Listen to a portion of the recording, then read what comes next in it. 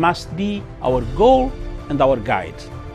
And all that we strive for as a human family, dignity and hope, progress and prosperity, depends on peace. But peace depends on us.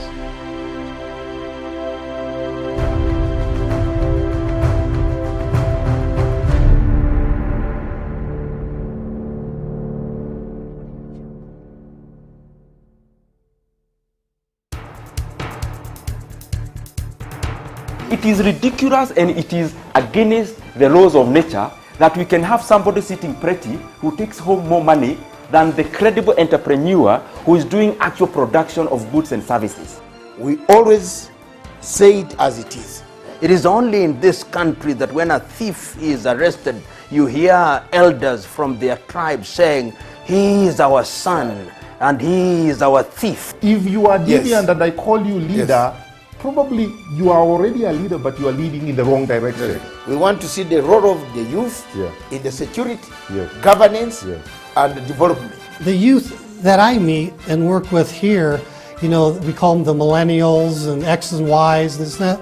They don't necessarily want to live like their fathers and grandfathers, do business like their fathers and grandfathers. They're more independent, they're better educated, and they're the ones that are making everything move in this region. We look at the issues, we talk about issues that impact people's lives in Africa. The African peoples themselves continue to cheer bad leaders, and because they cheer them on, they continue to be misled. Let me ask you, doctor, would you rather be somebody who does not enjoy so much freedom but you are rich? Yes. Or you'd rather be poor who you are actually imprisoned by the poverty itself? My goal is not to come here and say, I want the majority ownership, I want to own this, I want to own that, I want to do this. My goal is we all make money and we're all happy, and I help build a big business here.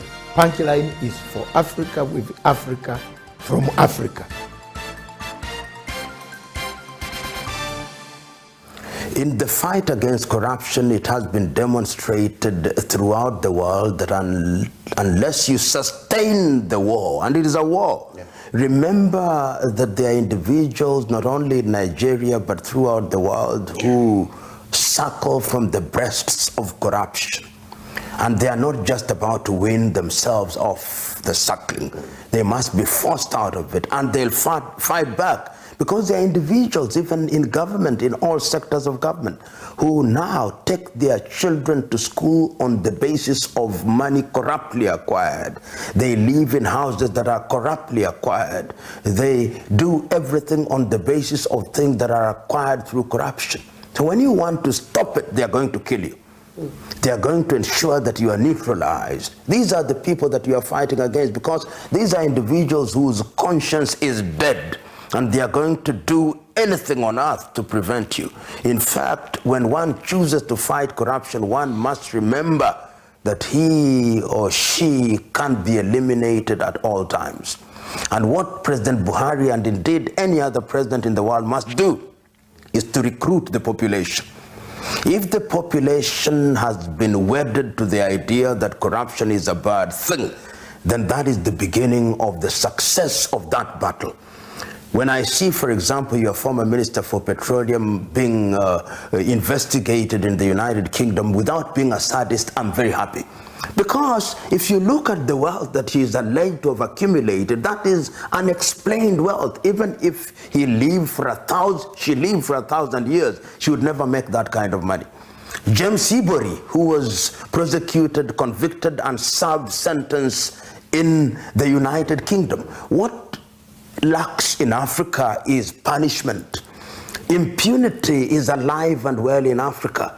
And we, the electorate, as I say times without number, are in the business of celebrating thieves. We must stop. Yesterday, Barrister Farana said it very well, that we camouflage theft by giving them nice English names: money laundering, fraud, embezzlement, and all those veneers that make them look as if it is some kind of nice game. Let us call these men and women by the right name. They are thieves, stealing on an industrial scale. They are murderers. And once we begin to call them like that, and they have a mark of Cain upon their forehead, and we shun them, has it been done in African countries? Yes, it has been done. And I keep on repeating, in countries such as Tanzania, they are being dealt with. In Rwanda, they are being dealt with. In Mauritius, they are being dealt with. In Botswana, they are being dealt with. Once you begin to deal with them, then the others who may want to behave like them will begin to take the cue. We must, in the nature of things, earn what we earn through the sweat of our brow. That is the only way in which Africa will realize their potential. Many of these individuals who are in positions of leadership in Africa don't want to leave because they are thieves. And they are scared. They are scared that if they left office, they would be prosecuted. And my view is that they should be prosecuted. You know, individuals such as Hissène Habré, who we know what he did, was it in Chad, are a good example to the leadership that impunity will not thrive. Because I've been talking to a friend of mine from the Cameroons who tells me what is happening in their country right now. And other African countries are blind to it. It doesn't even occupy the headline.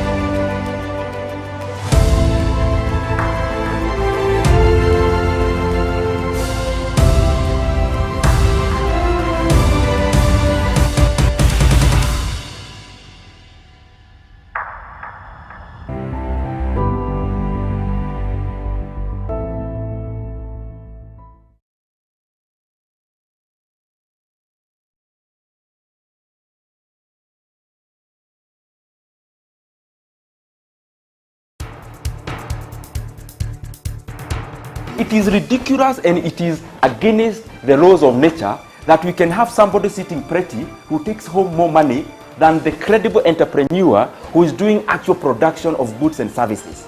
We always say it as it is. It is only in this country that when a thief is arrested, you hear elders from their tribe saying, "He is our son and he is our thief." If you are Yes. deviant and I call you leader, probably you are already a leader, but you are leading.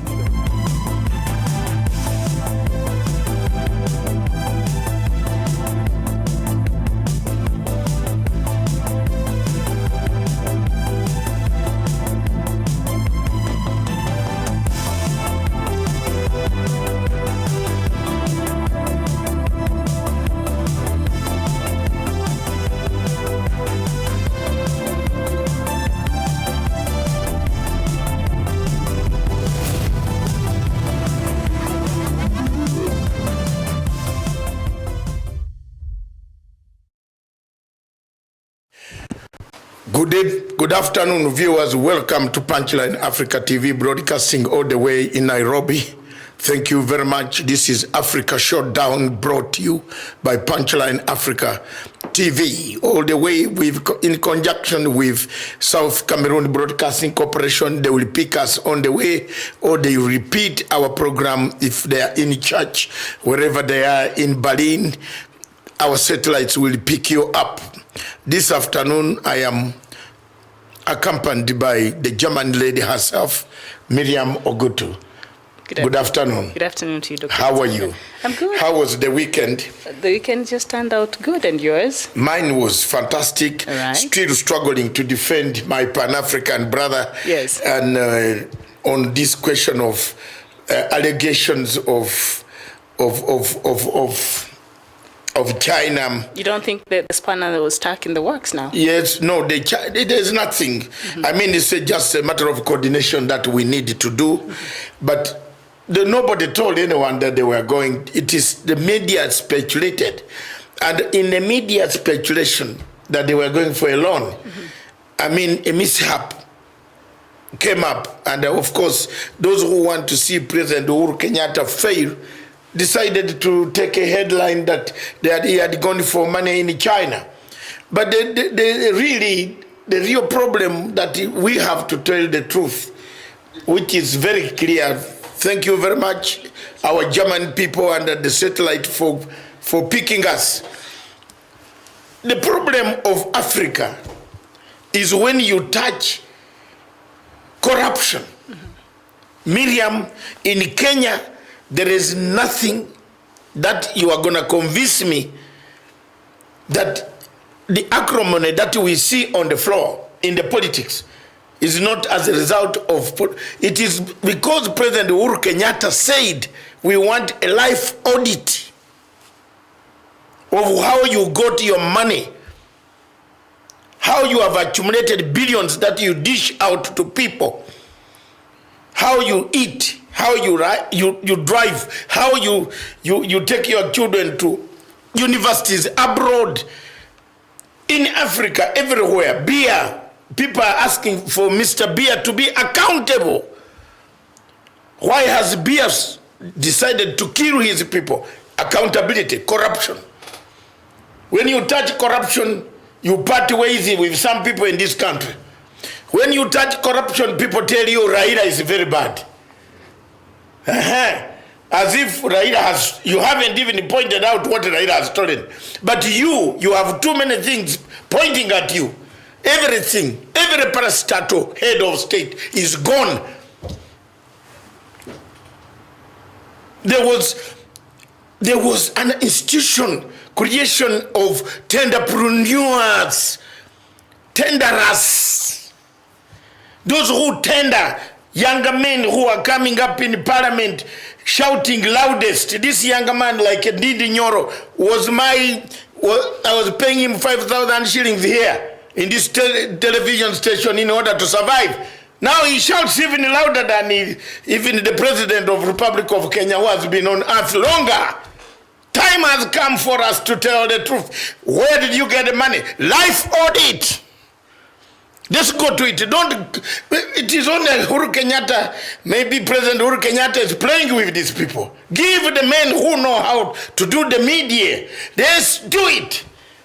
They cannot defeat him. They cannot kill his legacy. Then come up in the morning that they will be the leaders. They want to lead when they have killed his legacy. Some of us are his friends.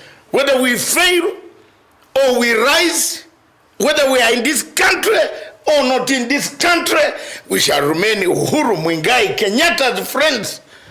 We shall not switch sides. One of the things that if you expect Matanga to switch sides, sorry, I will not. I have not asked him for a penny. Most of them who are killing him now have asked him for a penny and the jobs. I haven't, but I defended the truth. Telling me to go, I will go. But I defended the truth. In fact, out there, I will be even more deadly. Because I will see the truth, I will say it. When they wanted him to be killed in ICC, I said no. I did not know some of these other people. These ones I don't know. The only man I knew was Uhuru. The rest I don't know. Where the mushroom they came because it was a group I had to fight. But I saw my friend was going down. You don't buy friendship. I didn't buy. I have never gone there and say, buy me to be your friend. I'm going to defend him. The day he said corruption, when he said life audit, he became an enemy now of people. People who are his friends turned around to say, that night they create meetings to finish him. During that time they say, President, this is exactly the state of affairs in Kenya. And let's not lie. Those who are lying now to the king, sorry, don't lie, things are not good.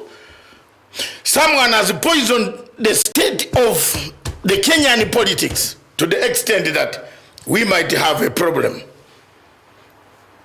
Miriam, that's my first. My first tester. That is your introduction. Yes. You've taken it on a very high note. Now we need to keep it up. No, it is up to you, but that's it. Corruption Yes. in Kenya is an obstacle To the unity. of this country. Period. Every time when you are mentioned, you become People take a sides. tribal Yes. asset. But before you are mentioned, you are not a tribal asset. People see you as our son is working in the government. And what is interesting is that when you steal this money, not the whole of the community is actually benefiting. It's just a few, the people who are stealing, and maybe the people, the closer relations they have around are the ones who are benefiting, not the whole community. So when you see the whole community rallying behind somebody who has, it's out there information that he has stolen from the country, and now they're making it to be a tribal thing. Sometimes you wonder what really is our problem as Kenyans. Our problem, not only Kenyans, our problems as Africans. The same thing is happening in all countries in Africa. Look at what is happening in Nigeria. Look at what's happening in Cameroon. Today in Cameroon, Mr. Biya became annoyed because people started questioning his accumulation of wealth, buying a hair wig for the wife for $1 million. Banking money in Paris. People started getting annoyed. Annoyed as a result of all these tendencies. When you look at which African country is not borrowing, which African country is not borrowing? Every African country is borrowing. We shall come to the politics of debt loans in Africa. Hey, which country is not borrowing? Show me. Why have you chosen these topics this afternoon? Great Africans, pick your pens and sit down and listen to me. Listen to this. One day you'll pick a point and say the man was right.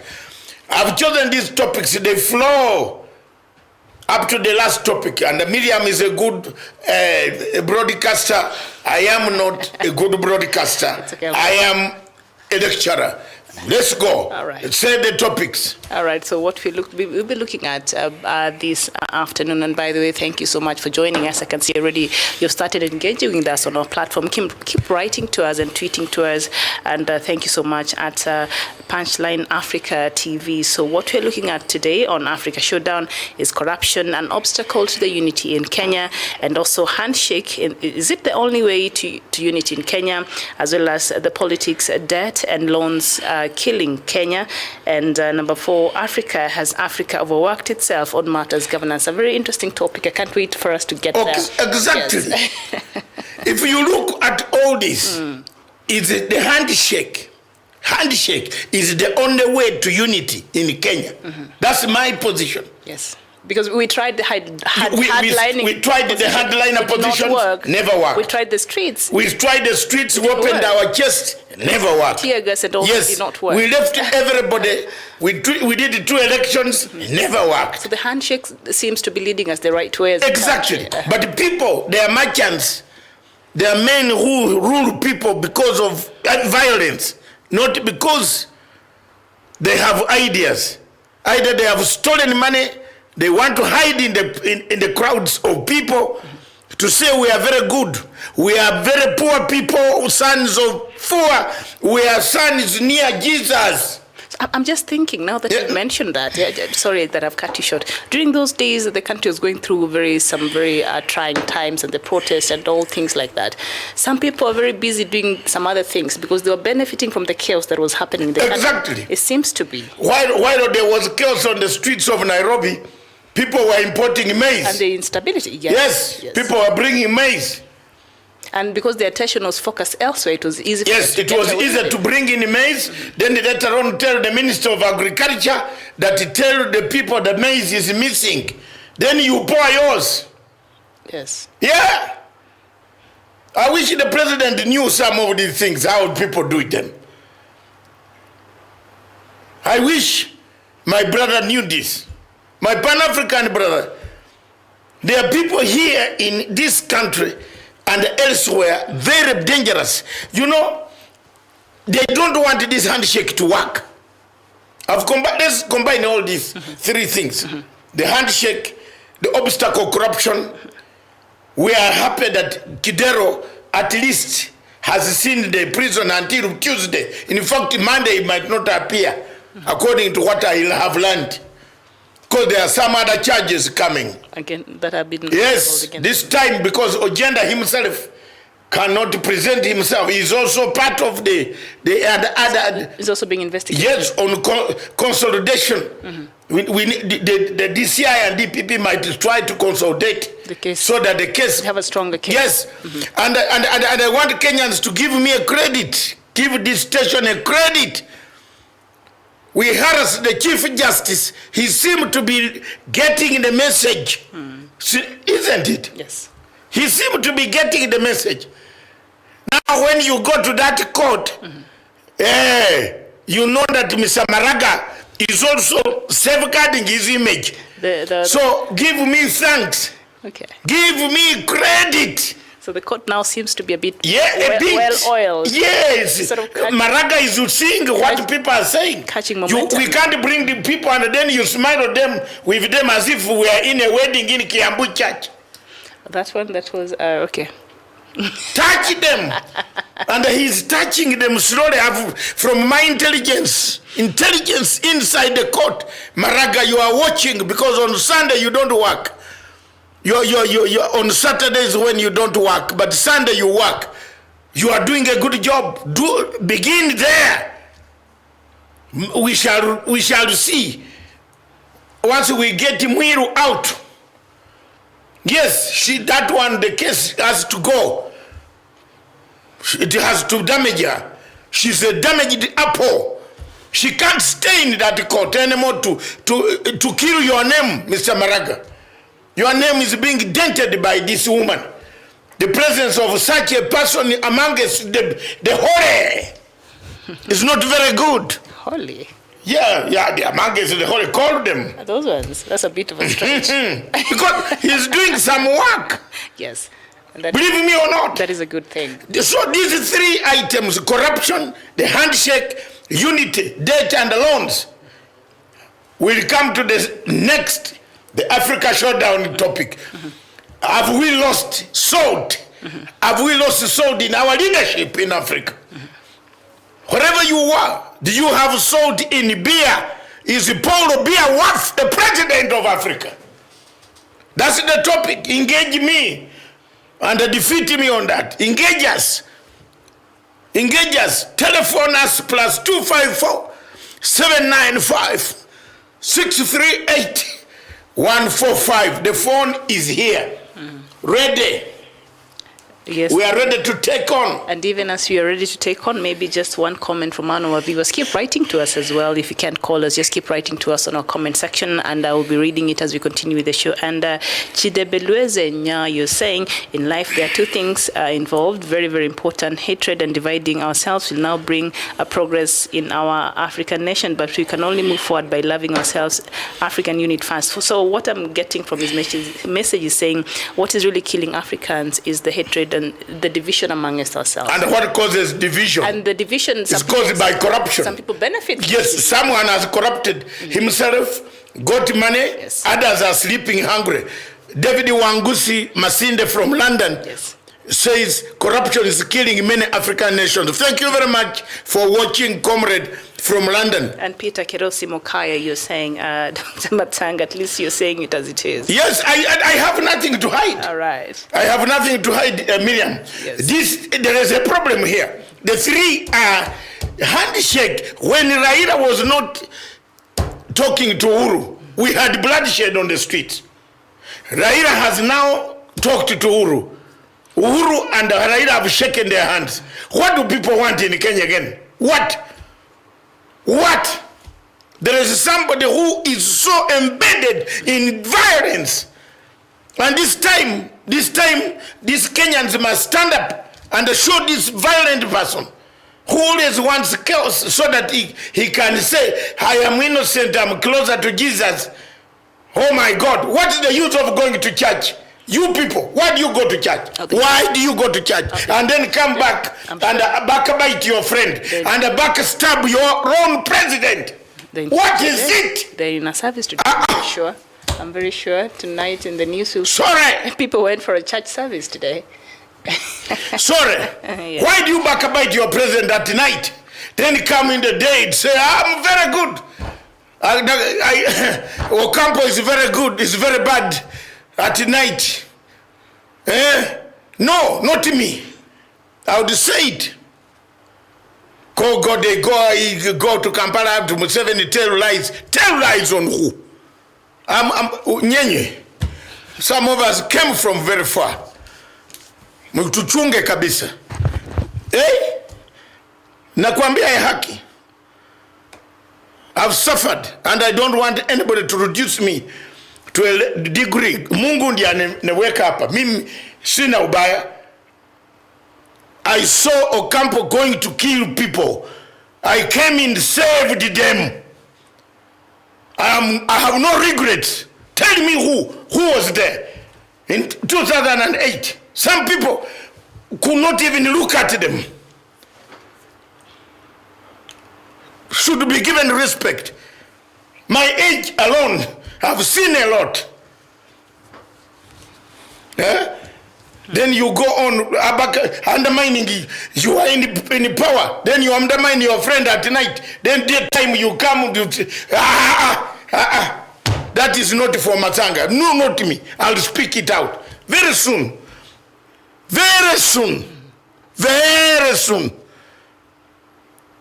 You can blackmail, you can do whatever you want to do. Or what you plan every day, I hear, I know it. I know it. I hear it. Remember, I have been in the field before. I've been in the field, man. I've been a commander. Kitu kila kitu na plan najua. Lakini, let me tell you, it is not very good. Raila did a very good thing to do a handshake. What pains me why I'm talking like this? The pain is people are not realizing that if there was no handshake, we would not be here. Where would we be? There's no telling where the country will be at this point in time, yes. So people have started taking off shirts. The next position was take over trousers. In front of our own daughters. And the sons. That's what was happening in Kenya here. After elections, we had taken over shirts and we lie on the streets. Raila chose a path of unity, chose a path of reconciliation, redemption, forgiveness, truth, reparations, and restitution. For those who don't know what it means by building of bridges, I think the problem here that the Kenyans have done is to confuse this word that my theory is redemption strategy, not yours. I brought it, I said it here. Jermaine, this is where you go wrong at times, some of you people. It is a redemption strategy. Tell the people the truth. This country needs redemption. This country needs redemption. This question of saying building the bridge has confused the people. Let them just say what Matanga used to say on TV for 4 years, 6 years. From 2013, I said the country has a lot of anger. And any expert who has read conflict resolution like me, try me. I will tell you, you have a lot of anger. Once Ocampo came and took an envelope, hiding an envelope somewhere, Kofi Annan hiding an envelope, Kofi Annan sets NGOs on you. You saw how NGOs were working to finish the Ocampo 6, including that he is empty and a silly country called France, which is on riots. I live in a country where there are no riots. So what will you do? Yes. It put fire on Kenya, killed Kenya, polarized Kenyan politics. Miriam, it was gone. So this country needed redemption. One thing that the two leaders did was stand up, shake their hands. That's it. Now someone is trying to doubt. Someone has done Machiavellian politics, planned stories. plants a story that, oh, the president went to look for money for SG. Did the president tell you in where? Where did you meet him to tell you? Where? Alikuambia wapi? Alikuambia wapi? Where did you, are you the president's secretary to read his notes that he has gone to look for a loan? Where? Which African country is not looking for a loan? Which one? Show me. Show me. If you think Africa is not looking for loans, show me one country in Africa that does not have China money. Show me. I'm keeping quiet for 1 minute. I want somebody to write. Write from your country and tell me there is no loan coming from China. Because I don't want to waste my time, my energy, my intellectual capacity to discuss with people who don't know whether Africa is getting any loan or not. I want to know. There's no country in Africa which has not got any loan from China.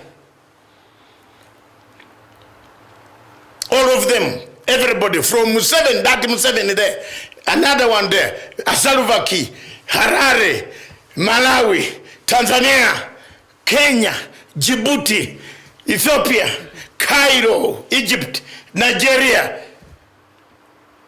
with that thief called Buhari. A thief is not a president, he's a thief. Because he has stolen, he stole. If what president says this in Africa, you know people need to be told the truth. What president say is this in Africa? 84 million people register to vote. Then 28 only vote. Are you a president? Can't you look behind and say, we have lost, I've lost salt. 54 million Nigerians did not vote. They absconded, they sat home. They listened to Matsanga. You remember? I was telling them, don't vote. Because it's useless to vote. You are killing your own people. Boko Haram is killing people in the north. Buhari is doing zero. Buhari is doing zero on Boko Haram. Because some people here think that Matsanga talks about Kenya only. No! Give me any subject in Africa which you think I can write an exam when you have closed my eyes with this. I'll write and pass, not with 70, not 80, not 90, but 85 as Magoha says. Professor Magoha says. 85. Around there, I'll get it. My friend, I did not go to a London university for nothing. Yes. Okay, Kangot, you're saying people think serving in the national government is the quick way to make money and get rich quick in Africa. And that's why people seems to be running to civil servants. And then Knight Michael Lasar, you're saying what I can say is that most African countries, the governors are always there to serve themselves, not the people. So it's like our viewers also, we're in agreement. Sometimes we've lost it when it comes to governance. Exactly. Let's come to that subject. Oh, yes. At the moment, we stick to Kenya. Yes. The handshake is the biggest thing that Uhuru Kenyatta and Raila Odinga and the government of Jubilee have delivered. Like them, hate them, it's up to you Kenyans. But that's the truth. That's a point that we have to make home. There's peace, there's economy, is 6.3% despite the money stolen by malcontents of corruption, of theft, well-organized entrepreneurs, coaching, they have built academy of coaching thieves. Those days, they built academy of coaching witnesses. You remember Kenny Wafula in Eldoret had witness academy where you could supply the ICC with witnesses. How many? Do you want a black, white, yellow, slender, big, cover? Supply. Now in Kenya, there is one person or 2, 3, 4, 5 pharaohs who teach so many poets and jesters how to steal government money. Yeah. Why are you keeping quiet? Listening to the lecture. Isn't it correct? There is a pharaoh here. There are people who know it is not 400 million, but it was 200 million. Do you know? I don't know. The man, the dam, where is the money now? Where the rain is coming? Show us the contractor. Go there and photograph the contractor and see whether he's digging the dam. We'll be collecting the water now. It's not there. Potea. Yo, go, it went. Yo, karata. You. Someone has eaten. And they were forced to defend themselves. And then they called DCI a very bad man. They called Uru, very bad man. Another one went there and said, let's start with Uru first. Have you seen the tactics? They are real bad people. They have tactics. I'm telling you. You saw. When President Uru said, let's do a lifestyle. What? Another one stood and said there is no constitutional arrangement for lifestyle because he's in a leader of a majority in the Senate. And a lawyer, if he says that, everybody accepts.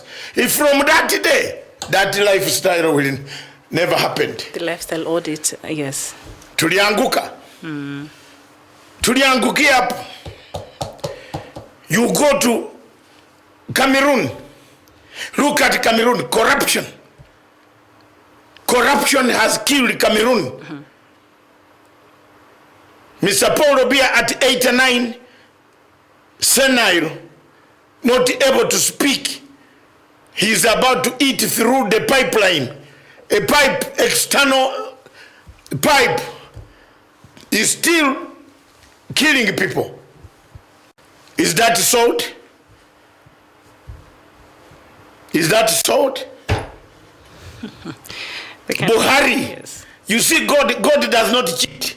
Buhari is in hospital, in and out, in and out, in and he's now in the hospital in London. He went last week, yes. Yes, he's going to stay there for 6 months. He still wants to lead Nigeria, a vibrant economy in the world. Very step. If it dies, Africa dies. Yes, he's left terrorists killing his people in northern Maiduguri area. Look at that one. That man there, you see? And he visited Maiduguri before he left for London. But yeah. Just after to give them instructions. Boko Haram killed some. A few days. This is very surprising. A few days ago, a few months ago, 100,000 daggers were caught in Lagos airport. Why does Nigeria import daggers? To kill who? To kill who? Daggers were found. Even the government intercepted the daggers. To kill who? Wanaua nani? Whom are they killing in Nigeria? They should be going to kill Boko Haram. But Buhari has ordered his army to turn to kill the Igbos of Biafra. He's killing them every night. While in Cameroon, the Amazonians, they are dying. They have never, I don't know, Africa is quiet. AU is quiet. People are saying we are going for security, AU security. What security? Wapi? What security are you discussing in AU? What can you? Kenya is on the security committee, and I challenge them if they don't see the number of refugees, Cameroonian refugees that are in Kenya now. Look at the number of Cameroonian refugees and go and ask him what is going on in Cameroon. Before we touch Sudan, before we touch Algeria, before we touch Mali, before we touch Zimbabwe, before we touch DRC Congo, have you seen the problem? All these problems come because lack of unity, lack of a coherent strategy, political strategy of uniting the people of those countries. The strategy that Raila Amolo Odinga and Uhuru Muigai Kenyatta of a handshake, of agreeing that the loser and the winner can move in one direction for the sake of their country. That is the strategy Africa must have. That is what we should look for. I want to tell my African brothers, you talk of election. Are we ready for it? Do we need them? Do we need elections in Africa? If you look at the tape by Bobi Wine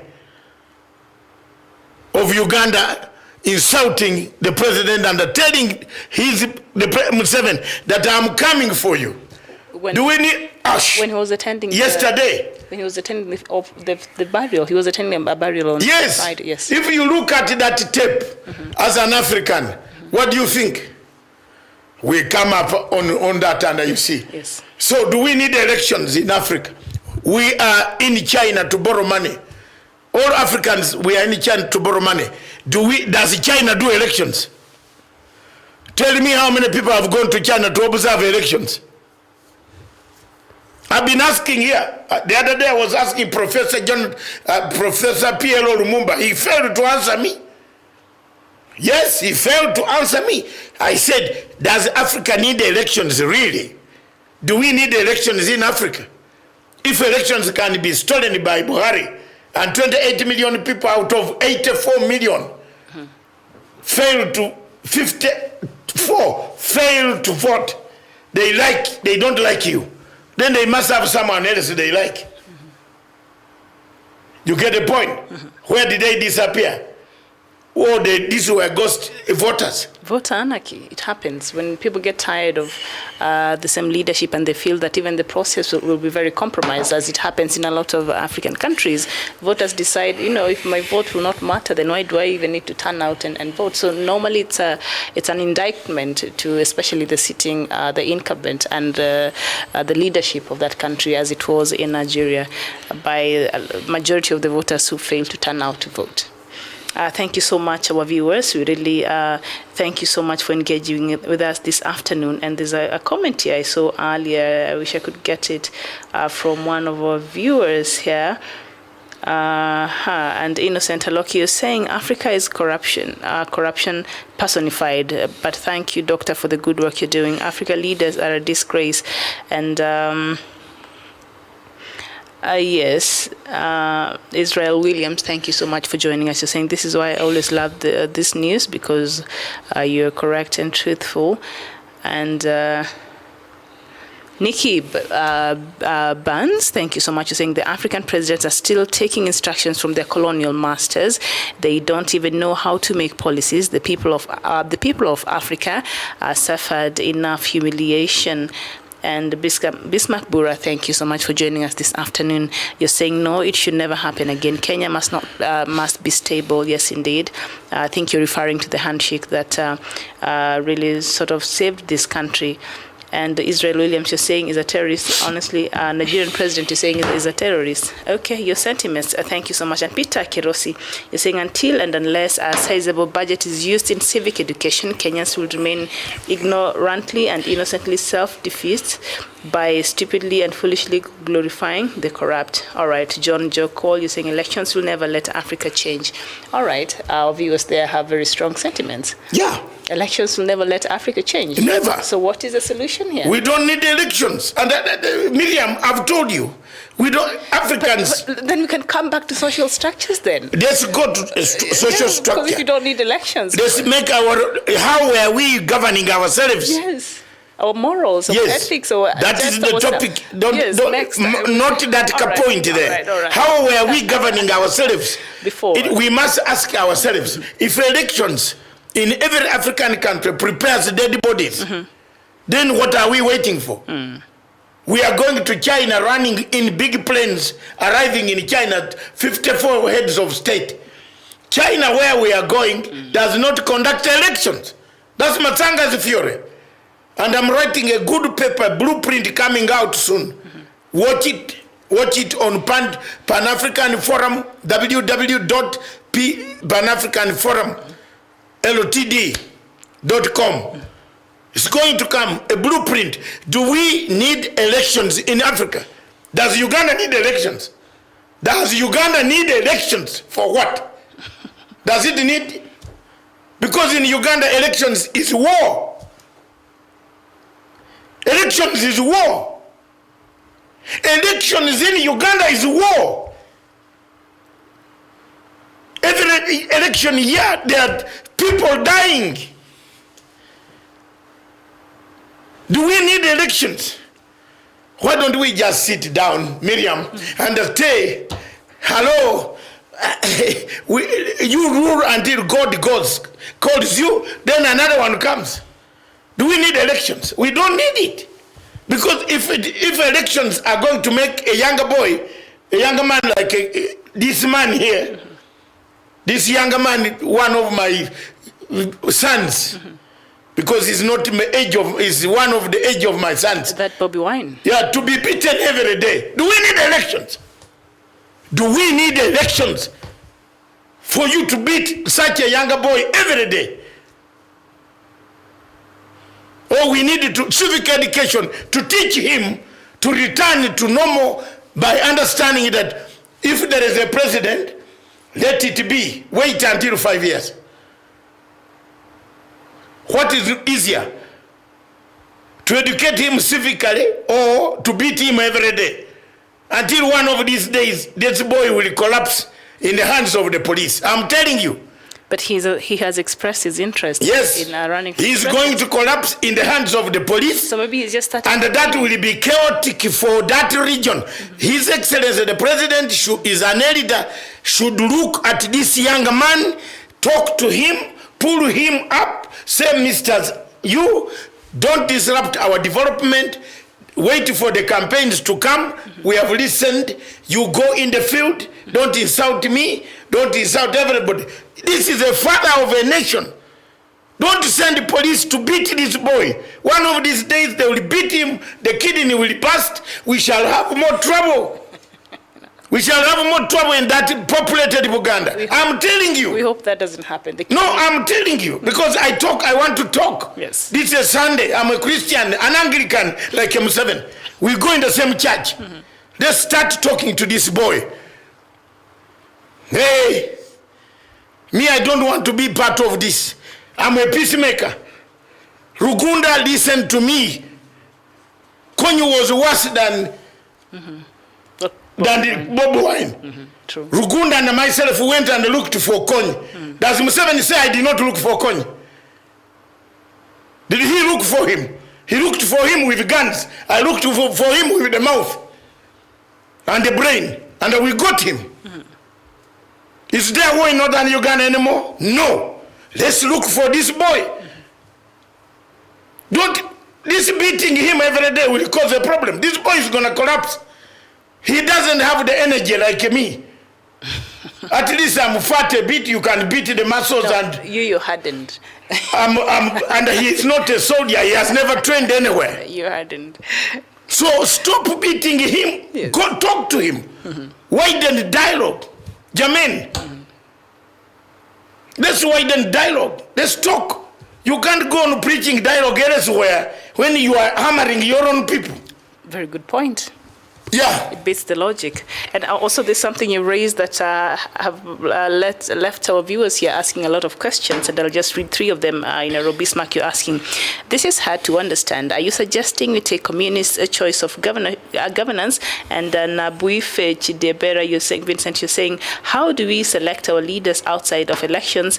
And John Jock Cole, you're saying, you see in Sudan, Bashir ruled for 30 years, and what happened in Sudan is still at war. So it's like people don't understand. Now that you're saying we don't need elections in Africa, do we adopt the communist choice of governance as China is a communist country? Let me ask it above. Is China giving you the money? Do they have MPs? Why don't we take the model? Who invented it? No, who invented elections? The colonial master. Why did we allow a colonial master to tell us that elections were the only way to lead ourselves? Yet back at his home, his people, their people don't fight after elections. It's working for them. Because they put a social structure first. So is that what we need here? Yes. Okay. You need but you cannot call election in 2022 yes. when people are beating drums of war. But even in the communist governance, they have very strong social structures, which we lack in. But the social structure in China yes. are strong. Very Chinese strong. eat very strong. The Chinese eat dogs. There is a dog week. A dog week.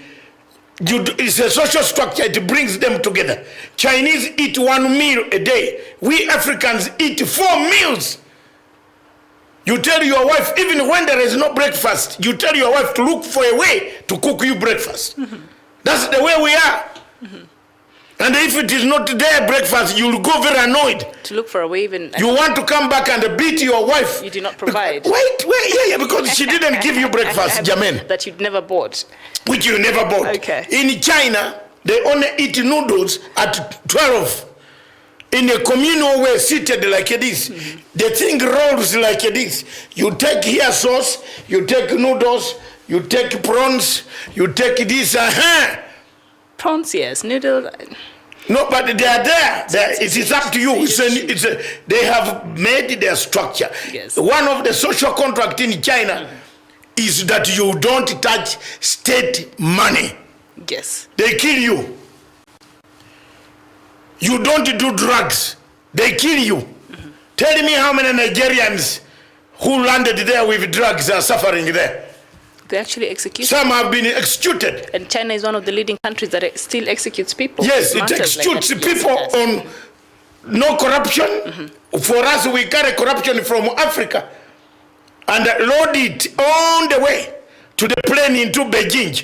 You won't come back. If you have been looking for a shortest way to arrive at the kingdom of God, go with some diamonds or go with some narcotics to China. You will not come back. Go with narcotics, mm-hmm. Malaysia, mm-hmm. Indonesia, mm-hmm. Singapore. Go with, carry some drugs. Then you will see. Because you want to quicken your way to go to God, to judge you quickly, go there. They will shoot you. They have a social contract. Mm-hmm. Part of the problem why corruption cannot end in Kenya, is Kenya has no social contract. Mm-hmm. When a thief steals, mm-hmm. he turns to be our man. And we become very complacent. Yes, and even he tells us, instructs us, he narrates the story how he made the money. Even when he's telling us a lie, we clap. He's our man. He's our man. Mm-hmm. Have you read the book, The Lion and the Jewel? Go and read it today by Walt Senyuka. Mm-hmm. Walt Senyuka told you, we behave like Lakunuli because we have just picked these ideas mm-hmm. from the white man. And we operate like Lakunuli in the villages of Africa. Mm-hmm. We give examples. Give me role model. What role model is that? Of a person who steals all the money, snatches it away, and dies with the money. The PIN number dies with him, he dies with them. Mm. Mabutu, Abacha, mm-hmm. They have gone. And in Switzerland, once that money, the PIN number is not available, your son cannot go and get it. Bokassa. Look at the presidents who have lined up in Paris. Mm. This man of Amazonia, of Cameroon, is going to leave several PIN numbers in Switzerland. Mm-hmm. Nobody will claim the money. Abacha's money, nobody claimed. They found very little. But most of it, because of the PIN number. Mm-hmm. That's why Switzerland has grown as an island of stability, because there is free money to use. Unclaimed assets. Unclaimed money. In Switzerland, made Switzerland, Geneva, yes. Bern, Basel, yes. All those states to grow into cities. Hmm. Because it was a heaven of no taxation, a heaven of banking. Mm-hmm. Switzerland has worked out as a nation in the world where the growth is always stagnant, is always stable. Whether the poor conditions this way or that way, it is not their problem. Yes. Because they have free money. They do have free money. You have taken 200 billion of dollars. Stashed there. Yes, if That the economy is offshore account, doing yes. badly, Yes. the government of Switzerland takes that money and puts in, injects. That's the proper word. Injects in the economy. In the economy, yes. And the economy works. Yes. Yes. And one of our viewers here, Eddie Jameson, seems to have joined us right now. I think we talked about the handshake, but he's still asking Dr. Matanga, what is your take on politics of corruption, Tanga Tanga, Keleweke plus handshake in Kenya towards 2022? How would you respond to that? This is, John, he says, Eddie Jameson is saying, what is your take on politics of corruption, Tanga Tanga and Keleweke plus handshake in Kenya towards 2022 elections? Chiweleke is what? Keleweke, Tanga Tanga team, and the handshake, plus you bring in 2022 succession politics together in one basket. It's loaded. First of all, I want to tell you, viewer, thank you very much.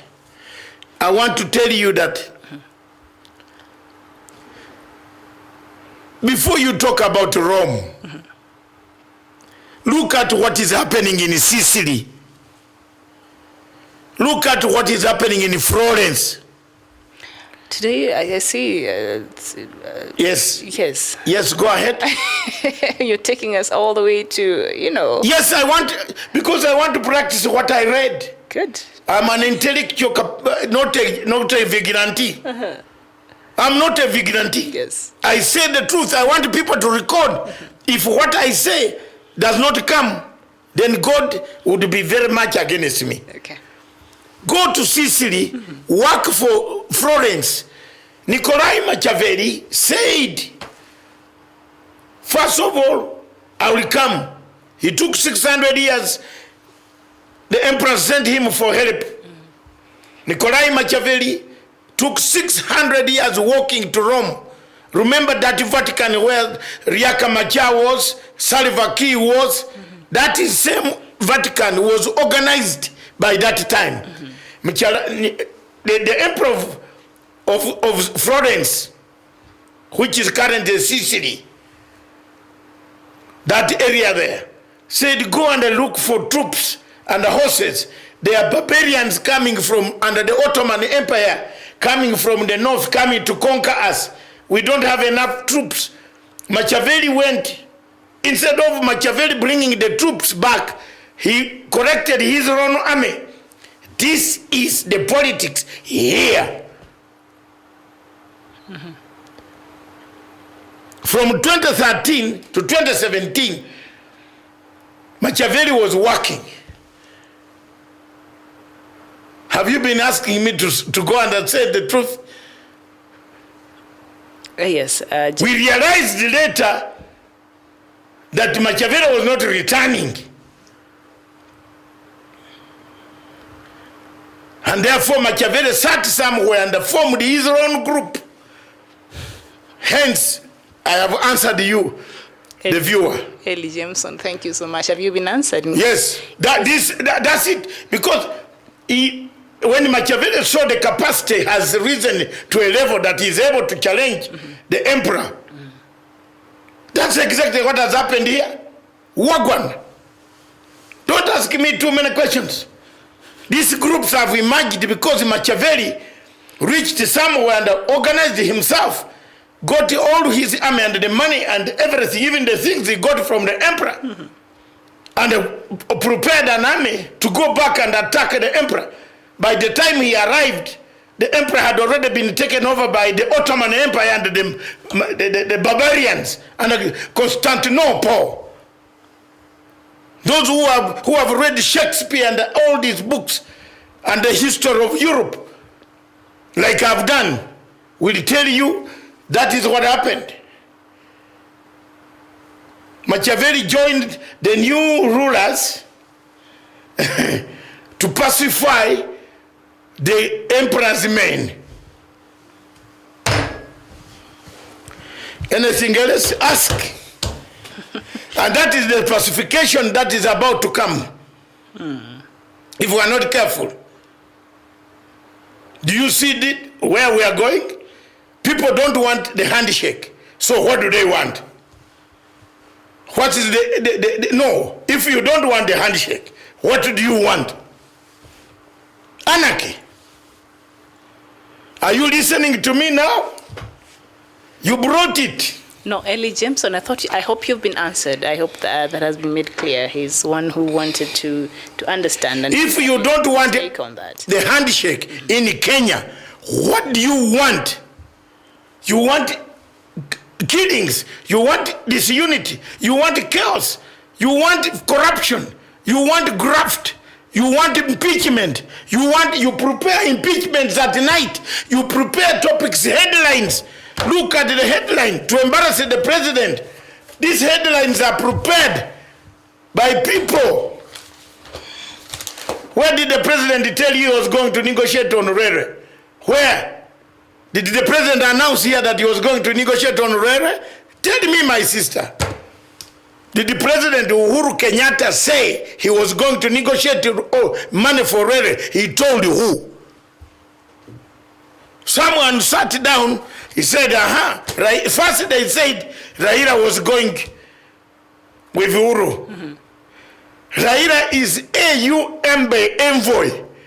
Raila's ticket, and I have all the details. All from, don't ask me how I get them. I'm an investigative journalist. I get anything, even that chairman of AU there. I know everything about him. What he does, all the money he gets from France. I know everything. Don't even try me. It pains me so much to see people dying in Ambazonia, people dying in Tripoli. Look at what is happening in Tripoli. I'm a Pan-African, and I'm not going to keep quiet. And that's why I'm open today. On my country, I've told you what you should do. Call this young man of 36 years. Museveni is 73 years old. This boy is 36. Why are you working with a boy of 36? Your son. Call him. Don't bring war in Buganda. It is going to come. I'll tell you. I see so many things working. I'm hoping, and don't tell me I'm talking like you. I know. I've been there. I know what war is. One of these days, these people are going to beat this boy to die. This boy will collapse. It will not be as easy as people think. Look at what happened there. Wasn't Janjaweed the best paid army in Africa? Yes. My friend General Dukulo is my friend. If Museveni doesn't know, let him know. He's my friend. He's number 2 there. Wasn't he the friend of Bashir? Yes. Dukulo was number 1. You look at his uniform only. There's no uniform like that in Kampala. Look at his uniform. Have known Dukulo from 1998.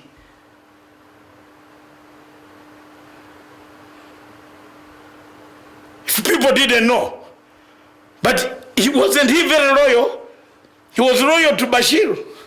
So you tell me, is he now not in power? Is Bashir not in Cobra? Didn't I tell Bashir? I went there to Sudan and told Bashir with this Chief Justice, Jupiter, this woman, this other thief here. We were there. We went for a dinner. Dr. Ojwanga, you are watching this. You were there with me. I said, what? You have invited France to come here to do canals and the roads. I said, we are finished. Your Excellency, this is the worst thing that they have never told you that the French are the people who own ICC. The guy got a shocker. He didn't know. And they stood up, clapped for me. The whole audience stood up, asked Mwiru. She was never clapped for like I was. In a conference of 54 Chief Justices of Africa. I brought something that nobody brought. I said, Bashir and Sudan, you are doing something very wrong. You don't attack UN. UN is an international body. Attack the evidence. The chief prosecutor, the way the chief prosecutor, the audience went wild. Even the professors who claimed that they are professors of law in Khartoum were fixed, their mouths were like this, open. They said, Bashir stood up to clap. I'm telling you. Ask Dr. Juang. And Dr. Juang, you are watching this program. Write and tell them exactly. If that is not what I said, Muiru, you were there, and another judge of corruption. They were in the audience. They clapped for me. I got a standing ovation from Bashir himself. And other people, they stood up. But when he told me that the French are the people who have come to reorganize Khartoum, I said, Wagwan, Wagwan. In my heart, Wagwan. This boy, this guy, this general is a full general, doesn't know? Now he's in prison. A maximum security yes. prison, yes. Who overthrew Bashir? His own army. From money from where? Where did the money trail come from? Jamena.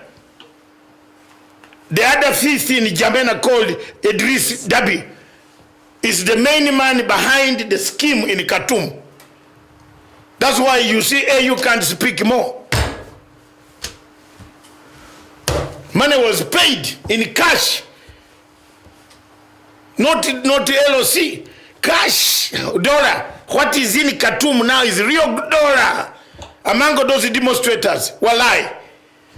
There's no money that you could take. That's why, okay, they were crying there was no bread. Where's the bread coming from?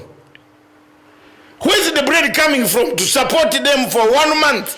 Someone was saying now the rains have come, it's time for them to go back and start cultivating. They better. The Nile is full now. Yes. They rely on the Nile. Yes. Our water is full. Yes. Let them go back. They have achieved their aim and allow the army to arrange a constitutional handover.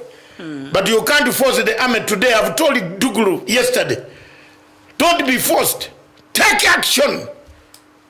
Military is military. Walai, Gonga. If they stay there, yes, go. He's not going to do that. They will do it. He will not do that. Shake my hand. They are going to do it. Take the protesters of the streets by It force. doesn't matter now. It has overpassed. That's it. Okay. There's no rule of law now anymore. You have demonstrated. You have gone beyond your rule of law. Get out. We can't afford to have another Libya north of South Sudan. Please. But they seem to have made progress yesterday. Reports indicate that the Sudan's ruling military council and the opposition alliance have reached an agreement in principle to form a new body to run the country until next election. So they've made good progress so far. But thank me. Behind the scenes. Why? Have I told you? Didn't I? You ask Duglu if he doesn't know me. I go and I interview him and say, do you know Dr. Mazanga? He will tell you. Yes. He's my friend. I told them, just don't, you are taking too much. Yes. Tell these people, bring the name. They want a civilian government. Handle the power on top there and give them the power to run the embassy, to run here, to appoint ambassadors. Yes. What are people looking for? Eating. Isn't it? Those doctors in London were looking for what? Professional Doctors Association. Oh, my professional what? No! You think the people here who want the regime change in Nairobi want what? Doesn't Jithongo want to eat? John Jithongo wants to eat. The whistleblower. Yeah, he's already fat, but he wants to eat more. The Anglo-Listen whistleblower. You know him, yes. That's the same one I'm talking about. Gradio Leotieno wants to become minister for gender. You think they don't want to eat? He's eating. Okay. Huh?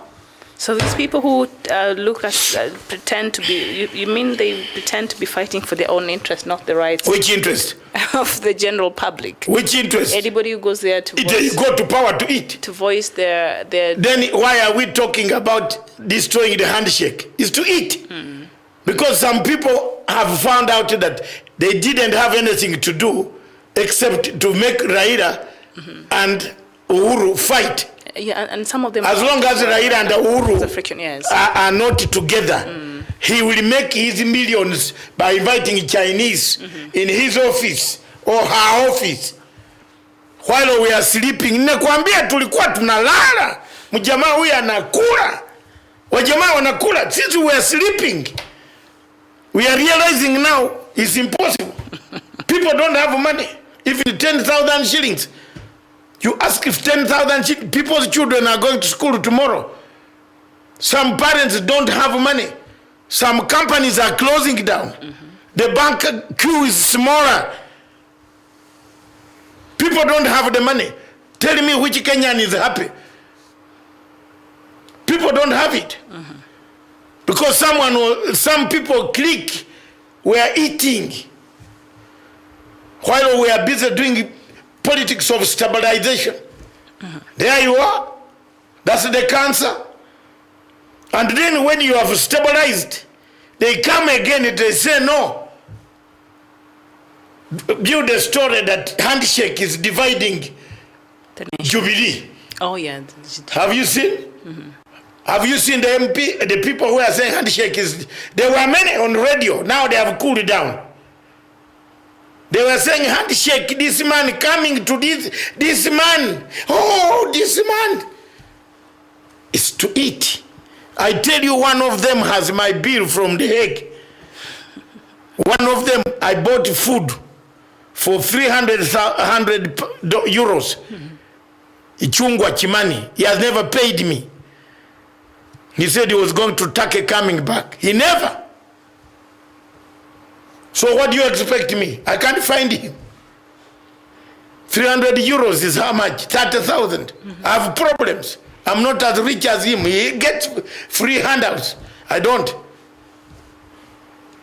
When I chase, I know this. He said he was flying. My witness is Alice Nganga and Waititu. Oh, they're in the same camp. You're not lucky. Yes, I'm not lucky actually. Waititu was on the table. Waititu was going to give Fatou Bensouda They might say a business card. it wasn't me. It wasn't him. We didn't see that. Waititu, you know, having gone to school is also very good. Waititu went to school. I don't know India, yes. Swamped to But India, if you yeah. go to India in Punjab, you don't know what happens in Oxford. So Waititu was saying we are in the hall, all of us, until I told Dwale, please tell this guy to go. They tell him to go away. We pulled him. He was giving the chief prosecutor the card. Among the people the chief prosecutor is looking for was Waititu. And we have already intercepted the list. In the Hague itself, in that rule 68. Waititu was extending kindness. That he wants to meet the chief prosecutor. Maybe he had crucial evidence. So we had to get a taxi quickly, run away. Myself, Waititu, Ichungwa, and Alice Nganga. And we said, let's go and let's take this man away and find a flight to take this guy out. So you saved Waititu's life. Yeah! Have you ever seen Waititu talk about me? He was giving his... This is in the Hague. I'm doing this. He was giving his business card. He was giving Bensouda a business card. When you are... Whoa, there was a list that included even several people. I cannot mention some of them. That the chief prosecutor wanted them. So they were looking, have they come in this conference? Yes. So we got my intelligence from inside. And the people who pretend that they had intelligence in ICC, where are they? Which intelligence? Bismarck is telling you that was Africa generosity, Dr. Matanga. Yes. Forget about the money. I've forgotten. Good. It's a lot, no, but if you forget and then the man comes to insult you. You just forget still. You just forget. Yeah, let me forget. I have forgotten so many things. Yes. So, in a nutshell, Yes. corruption hangs around with this unity. It stops unity. It's an obstacle to unity, an obstacle to development, an obstacle also to economy. Weaponization of economy. Someone is making the weapon against the economy by talking about debts and loans. We do. Every country in Africa borrows. Yes. There is no country that does not borrow. There is no country that does not get loans.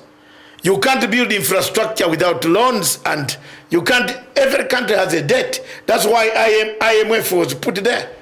That's why World Bank is there. What is the use of World Bank? Is to come to the rescue of countries that have borrowed, to restructure their arrangement of repayment.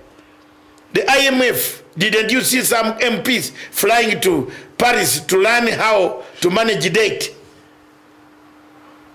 Another way of eating. We just have eaters here. Yeah. Bier Garang, thank you so much. You're saying, absolutely, Dr. Matanga and Miriam, you are doing a great job for sure. Our corruption becomes a business of the day in the Republic of Kenya, special politics and church leaders. Thank you very much. Miriam, we have a few minutes. Yes. We want to start on a new topic. Yes. But in a nutshell, absolutely, corruption is an obstacle to Kenya. Yes. The Kenya's unity. Number two, the handshake is the only way Kenya can rebuild itself, and let's not destroy it.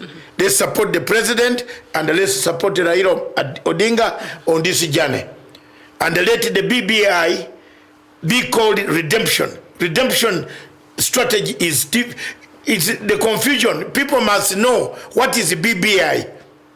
BBI is truth, reconciliation, accountability, reparation, restitution. Is there another word you want to? Forgiveness. Those, they will expand. Justice. If there was, hey, you can add that one. Accountability is justice. Yes, yes. You have to account. You have to become remorseful. Yes. For what you have done. What happened here in Kenya, we just reparated people without people saying we are remorseful. There are people who are remorseful, and it is coming back. That's why the president thought about it. There are people who failed that elections were not conducted properly. They were gongered by the Electoral Commission. We need people to come out and write what can be done on a new Electoral Commission. Do you want this Mr. Chebukati to go on Chebukating us? Because soon it's about to start Chebukating. Someone has kept him there. You see, he has wriggled around the law. He has remained with 2 commissioners of 3 of them. And they are still hammering the money. Kenyans have forgotten that Chebukati is earning money. The real pack that he earned. But he's there legally. He has wriggled his way. Because he has fallen a victim of a faction in the Jubilee Party. Me, I don't want to hide. You want me to say it? Yeah, if you try me, I will say now. I want to try you on that one. Yes, he's fallen a victim of one person who told him to sack the other commissioners. And as you will see, we are heading for a referendum. You know there was that worry that... Remember the other commissioners called as press conference. And they said they are coming back. And they said there is... No, you can't call a press conference saying you're resigning and then you're calling a call press... You say, as long as you have not written... What are you taking? As long as you have not written to the president... They you came are out legally resigning if the letter is not with...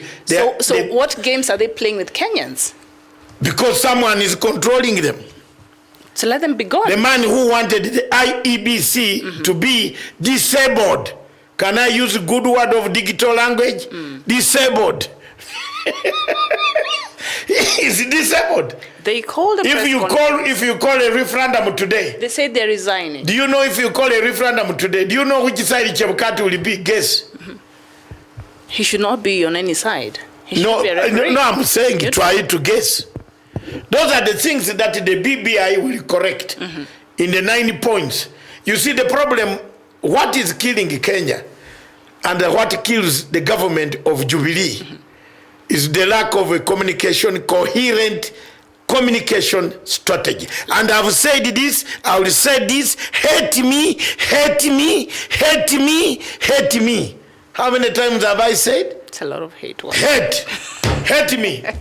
You don't have, Jubilee Party has no communication strategy. From the time of Itumbi, who didn't even know where a Eurobond was sold, up to today, the communication is not there. Look at the mess people want to create around the Huduma number. The whole world is doing Huduma number. Uganda is doing new everything. Tanzania is doing new. Rwanda is doing a new passport.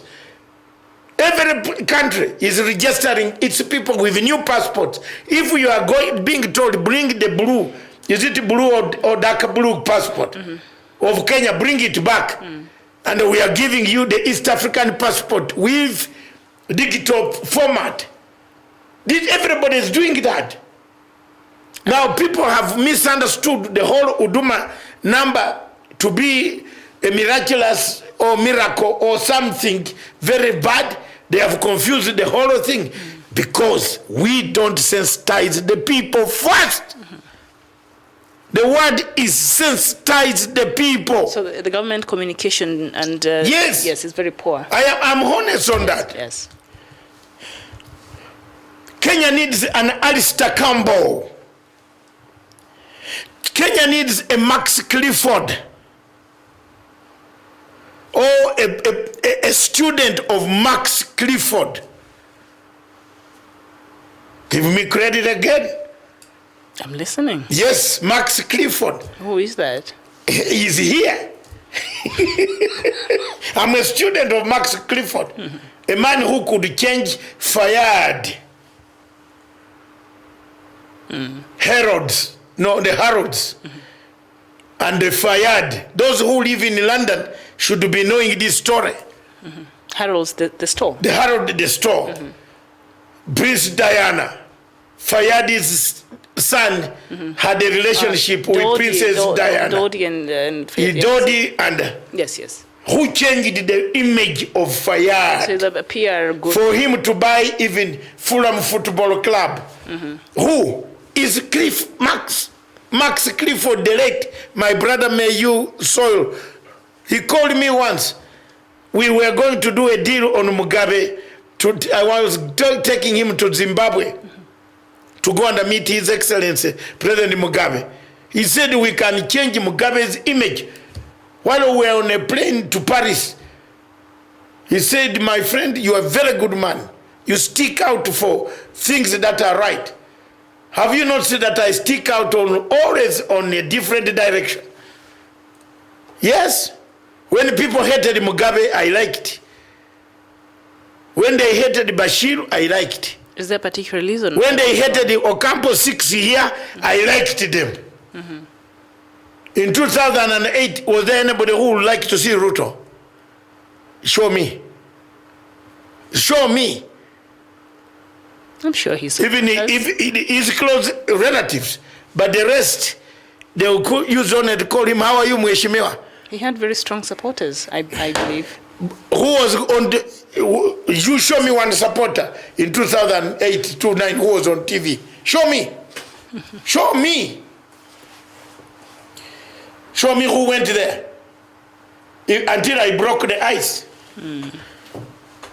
Go back and you're a lady of media research. Go back and pull all the footage. The footage of Capital Talk with Koinange, all of them. They will educate you. I used to watch. How I fought vigorously until Ocampo arrested me.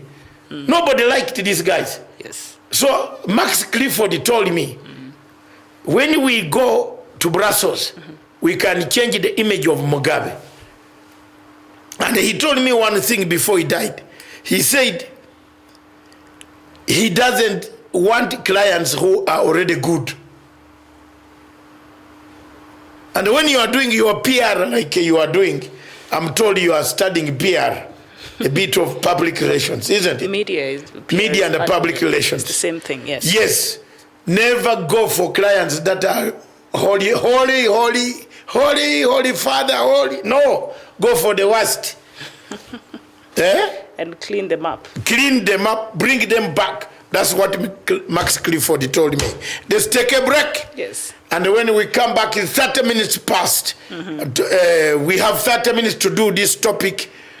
Is your leader in Africa, are you fed up with him? Yes. Give us. Has Africa overworked itself on governance? That's what I mean. Yes, indeed. Has it overworked itself? Have we lost even in the morale to push an inch? Because we are going to see in the next part, very good examples coming from Algeria, Mali, Sudan, Zimbabwe, DRC Congo, Buhari. Look at that. We are going to enjoy that. It's going to be real enjoyment. Yes, in the next 30 minutes. We have 29 minutes to go. Thank you very much, South Cameroon Broadcasting Corporation, our sister station right from Berlin. Thank you. We are right on satellite. You know, one of the things that you should always buy our decoders from June. From June, we shall have free-to-air decoders. Free to air, you buy only once. And that's it. I saw SCBC on Zuku. Yes. Yeah, it's on Zuku. Actually, Kenyans, if you're in Kenya, you can watch. If you are in Kenya, you can watch us on Zuku. Yes. We're already done. I was shocked. Don't carry, Mama, don't carry too much of these things. We're everywhere. I thank all the people who have supported me on this journey. Yes. Thank you, people. Thank you very much. Yes, indeed. We are everywhere. On Zuku, now we have arrived on Zuku in Kenya. I was shocked. When I was away, I tuned in. I have a Zuku decoder that I don't use in my house. And you saw your general on it. You said, hello, we're come. live. Miriam, I'm here. You saw yourself. That is planning. When I planned, these people laughed at me. Yes. So if you're in Kenya, you can always tune in on Zuku. I will look for the channel. I'll let you know. But if you're in Kenya, look for us on Zuku. SCBC. Southern Cameroonian Broadcasting Platform. And by the way, our television, our satellite does not break when there is rain. And I'm sure the people with DSTV are having like me, all of us are having a problem.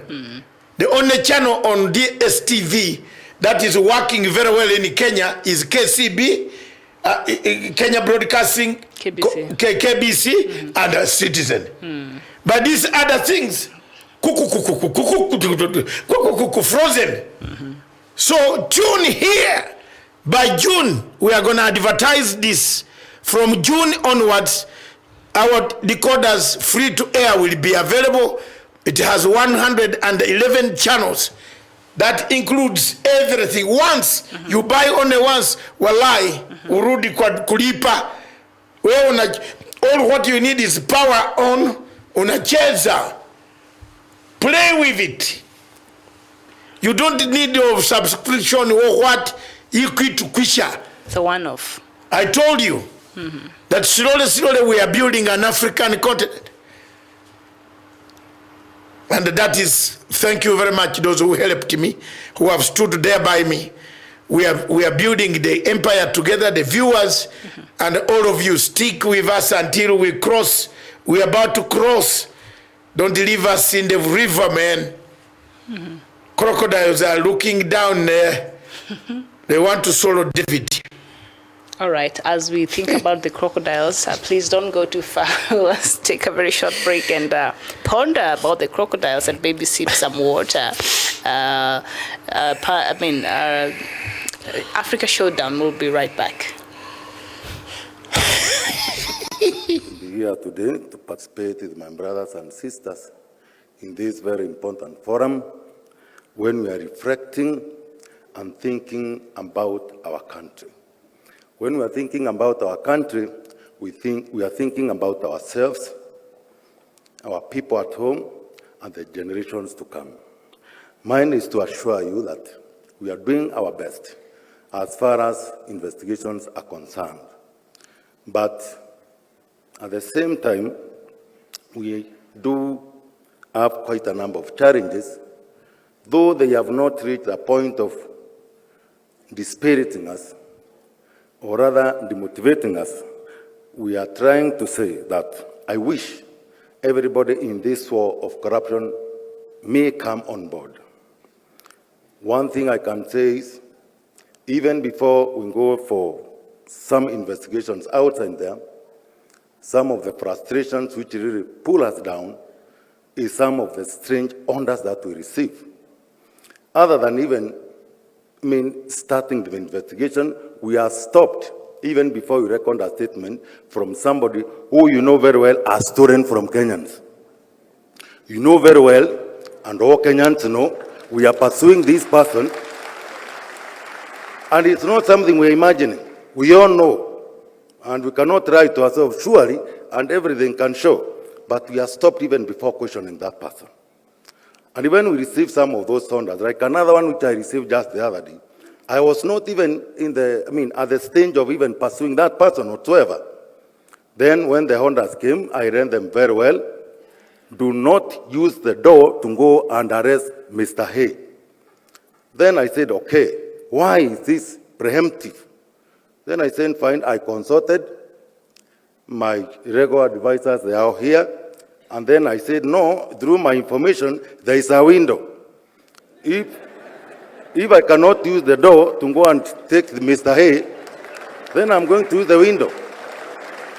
And once I get through the window, I get a smoking gun, which is killing us. Just smoking, just immediately from murdering us Kenyans. When you steal from us, the hospital money, loans money, development fund for all this country, what do you think you are? You are not better than that terrorist you are battling there in the Dusit and other areas. Then, immediately, faithfully carrying our smoking gun, then what happened? We are told, don't even bring this smoking gun here. Don't even touch that person. We are bad. Please listen to me. I have it here. Why don't you give me 10 minutes even to demonstrate I'm not malicious? Surely this is what I have. Then if I am, prove me within these 10 minutes. Nobody is ready to listen to us. What I can say is, thank you for prayers and support from Kenyans. I know very well that issue of mafia in Italy. It was completely almost replica, the capture of the mafia. The way the war was won, and the people's cry, they were wiped dry their tears. It was through the collective working and bravery of their police, prosecution, and judiciary. When most of them, they are on BCD, and then the police said, no, enough is enough. Our people have cried enough. Let's go to fight for our people. In as much some of them were still with the mafia. It was massacre.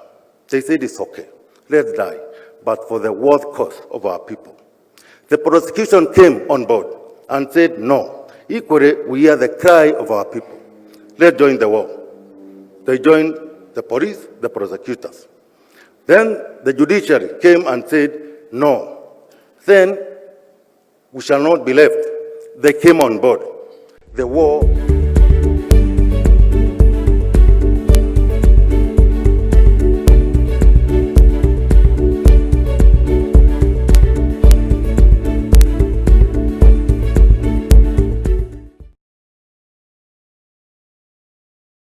Thank you very much, viewers. Welcome back to Punchline Africa TV, the last segment of our show this afternoon. Before we do that, together with Miriam, she will say the woman's name, I will say the man's name. What is her name? What is the latest? It is Bridget Kosgei.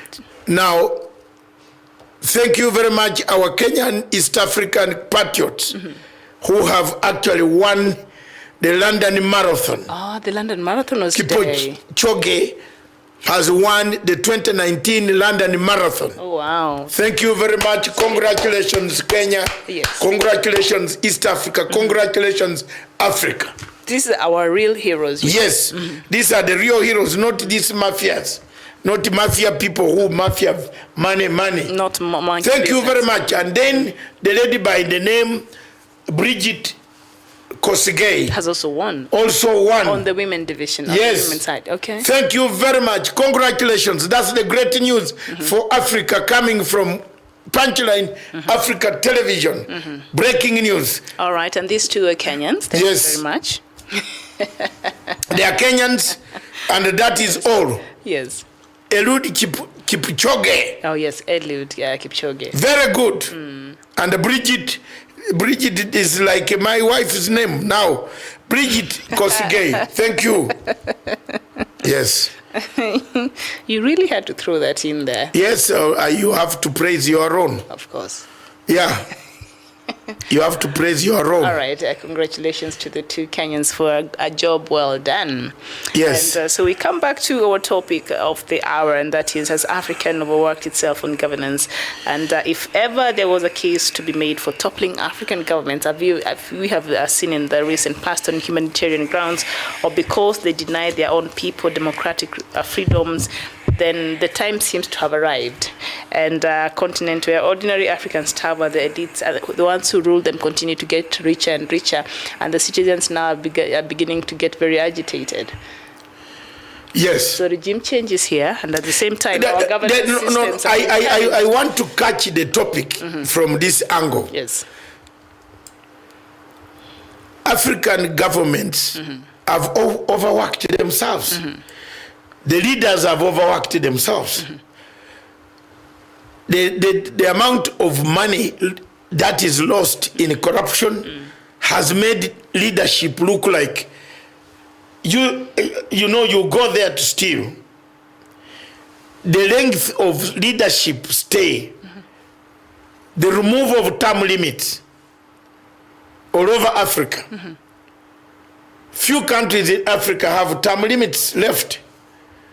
Actually, more countries have term limits compared to the few who are still. If you look at the term limits, Egypt voted overwhelmingly to remove any caveat on to allow him to run again. To run again. And again. Up to 2030. If you look in Rwanda, the same. If you look in Burundi, the same. Uganda, the same.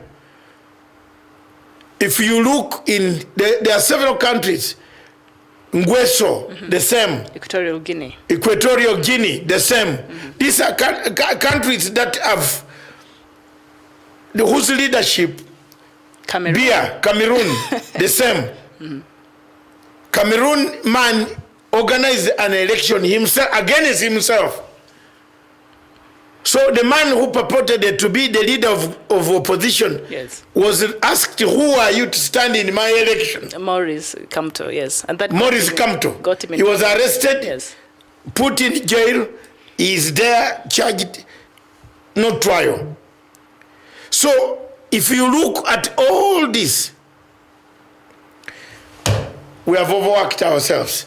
The presidency, in Kenya, the presidency knows. That's why you see a lot of working around commotion, people talking about 2022, because there is a term limit. There is a time when you cannot move beyond what you are. And the president is on overdrive because he wants to leave a legacy in this country. Exactly. It makes him work harder on a daily basis to make sure that 42 months left so far. By the way, I count them every day. You're counting them like the way Kuria was counting them. For the housing. I do 42 months. Yes. That's what we are left with. So the president. There must be a legacy. There must be a foundation. Unless something on the way changes, and then we start counting the clock backwards. Which is most likely. In Kenya no, it could change. For example, if Kenyans went to a referendum and they changed the basis of governance, that's it. But when people are floating the ideas for referendum, that does not even show up in the top 10. So Kenyans are okay with term limits, I believe. After what we had with Moi for 24 years. No, the term limits. Yes. Whoever leader will come. In Kenya, we'll have term limits. Yes. nobody would like to have an everlasting president. Milele na milele. Pana babu You know, wataki. But if the referendum comes, as it will, at a certain stage, it is not a matter of how, when, but in case. Not in case. It is not in case. It is when. Yes. The timing is what the Kenyans will think about, because there is need to change quite a lot of laws to stabilize the type of democracy after 10 years. To stabilize the democracy you have. If you don't stabilize this democracy, it can run amok. Look at the governors. Look at the way they behave. Look at the political alignments that are taking place. Look at the talk, the divisions, the divisive politics that is coming in now. If you don't curb it and look at the corruption, the runaway rampant corruption that Kenya has, there must be laws can be changed. Look at agenda, still fighting to stick there. Professor, you know that very well. Yes. The professor wants to go there. JSC. Yes, he has been there twice. He still wants the third one. And yet, the way he has, you see what he has done, the politics, he's got all these younger lawyers and put them together. And throws money. Where he throws these parties, the CCTV. And those CCTV videos, I've seen how much you are giving, what you are promising to these younger men to vote for you. It's only 1 week left before elections, 1.5 weeks. But here we are. The man doesn't want to give up. He wants to come back. Because this is, he has lived, overworked himself in the judiciary. Why can't he allow another younger lawyer to grow there? Young Kenyan. And younger Kenyan. Yes. To go and be query. You know, because if he goes, the empire will collapse.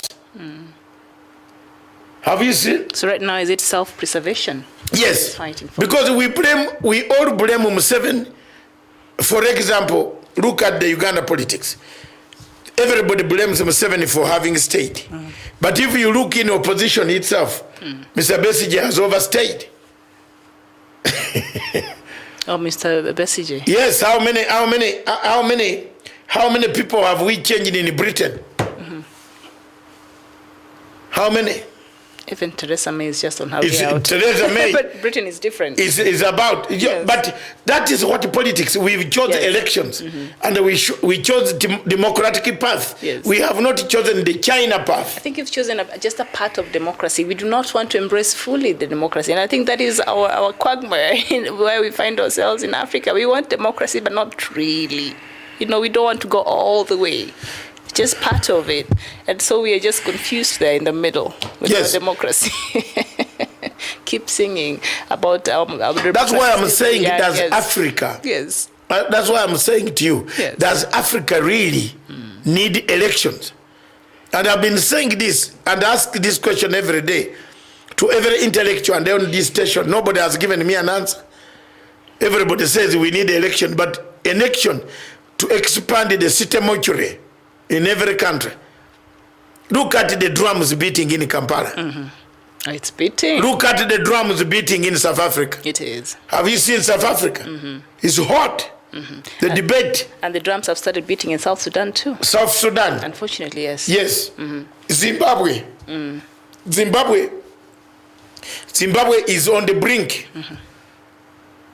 It's just they don't want to see that they are just on this chaos. I think they're tired also. It's been years of fighting. When you see the leader of opposition saying that we shall soon mobilize, even after 1 year of an election, you still want to mobilize to go, and it is very bad. Yes. See in Amazonia, for example, Amazonia is a country in Cameroon. You have seen how the leader in Cameroon, in Amazonia, Paul Biya, he has lived, he has overworked himself, but still he doesn't want to give away.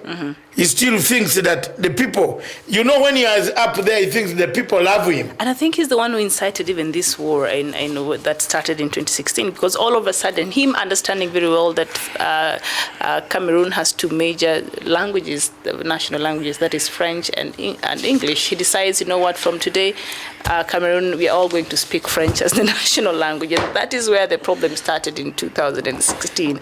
And of course, from then on, the Anglophone are not going to agree to that, because they were used to a different. So I think Paul Biya should be held accountable, even at an international court for what is happening right now. Somebody should take his name there. Is it possible to do that? We can, but we are waiting for an opportune time, because the Western world, those who would support us, are saying, if you take now, you might have a problem. Let's wait until they engage him on a solution of 2 states. But one of our viewers, Deng Atem, is from Sydney, yes, Australia. He says Africa needs elections, but elections that prepare dead bodies on every 5 years, like what is now happening in South Sudan. We are talking of elections. Riek Machar says Riek Machar will be in Addis Ababa to discuss the implementation of South Sudan peace agreement, which is facing multiple delays. When is he going there? IGAD has called them on 2nd and 3rd. And that is, we are yet to see if at all he'll even show up. In Vatican, he couldn't disobey. No, he will show up. Or he'll show up in Addis Ababa. He will show up in Addis Ababa, because... While he's showing up, where is he from? Where is he right now? No, I can't... He's my friend. I can't disclose his location. Who knows where Riek Machar is? No, I do know. I've talked. Yes. I can't disclose where he is, but he's definitely not in Khartoum. Yes. So the poor governance and what has been happening in South Sudan has seen at least 400,000 people, killed since 2013. Yes. That number is staggering. Every time I say that, my heart sinks. Yeah, what about, you are talking, what about accountability here? I know. One of the reasons that is making South Sudan have hiccups and the leaders have hiccups is accountability. Accountability. When you put an agreement on this thing, you'll have to account. You have to say I was the leader. You want to say I wasn't the leader. Have you noticed why things are not working? When somebody like Riek Machar goes back to his hotel and starts reading what he signed, it's a warrant. It's a warrant. It's a death warrant, because people are going to fix you as the leader of the organization. Yes. And they charge leaders. They don't charge the lower cadres. They charge leaders. It's only in Kenya here that they did the other way around. Yes, it's only Kenya. So there is this, and I've told people from Sudan to understand me from South Sudan, that the problem of South Sudan is accountability. People have not accounted for over 400,000 people. That die and continue to die everywhere. And continue to die on a daily basis. Yes. So that just points out to the poor governance and our understanding of governance in Africa. It is very... lacking or lack of it. It is not there. It's not there.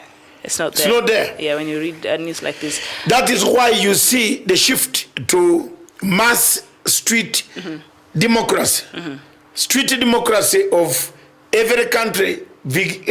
Younger men and women are getting disillusioned. Yes, indeed. People are saying we have had enough. Enough is enough. And we want somebody to tell us why. We have to keep up. You saw some leaflet running around on Kenya. When was that? There's leaflet running on the social media. Oh, right now? Yes. Okay.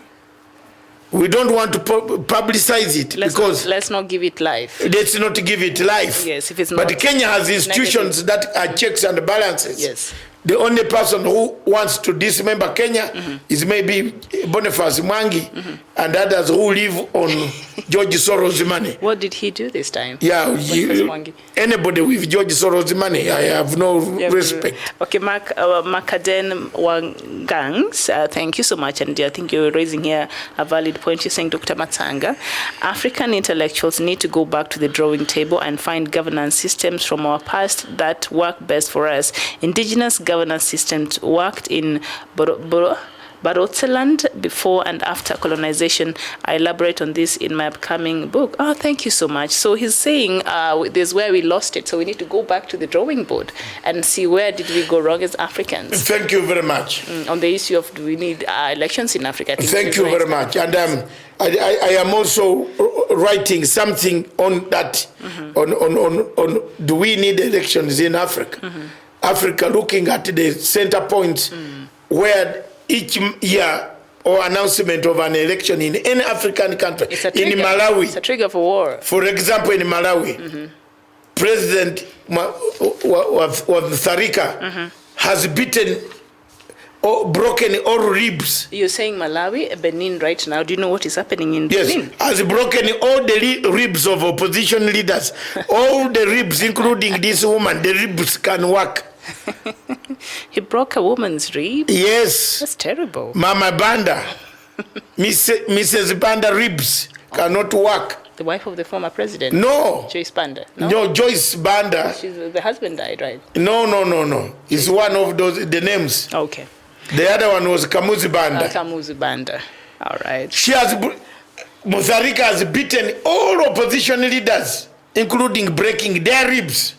So all of them are in a cocoon, but they are still dying on the job. They keep breaking those ribs, yes. Then ICC will not close down. They'll have more people going. They need to stop it. So, up here in Kampala, basically last night, a fire brigade roller came. Was he ever treated his site? Because the last time his site was affected, I don't know, they poured water, they pepper, or whatever. They blocked the car, he should not address people. The other one escaped. What does Museveni really want? I wouldn't like to discuss because I'm wasting a lot of my airtime. Yes. Let me discuss other things that can help Africa. Alafu, thank you so much. You're watching us from Tokyo. Thank you very much. Yes. Watching us from Tokyo, we are still waiting for our wine. Yes. Our brandy. And when it comes, but we are still working, struggling for Africa. Yes. And we have Bismarck again. We need an intensive civic education to lay foundations for elimination of ethnic politics. Yes. That's correct. But who is going to do the civic education? The government is supposed to do that, but they know if the population is educated, that they might lose out. So as long as they stay ignorant, they'll keep getting away with all of these things. So they're not going to do the civic education that is required to the population, unfortunately, because it's the government who carries out these important tasks. So today, just before, I know our time is really running out and we're about to get out of here, but in Benin, the latest is today is the last day for campaigning, and the polls are happening today. And what is very interesting, the Benin elections that are happening today is that the Electoral Commission blocked 5 opposition parties from taking part in today's poll out of technicality. And now the 2 parties that met the criteria are loyal to President Patrice Talon. So basically, both his parties are the ones who are contesting against him. Yeah, so he's contesting against himself. So there's no opposition. There's no opposition. Yes. Exactly. I told you this year, Africa will see a lot of bloodshed on the streets. You know, because there are about 10 to 11 elections. Next year, there are about 9 elections. Yes. Then the other year, 2021, there will be about 7 elections.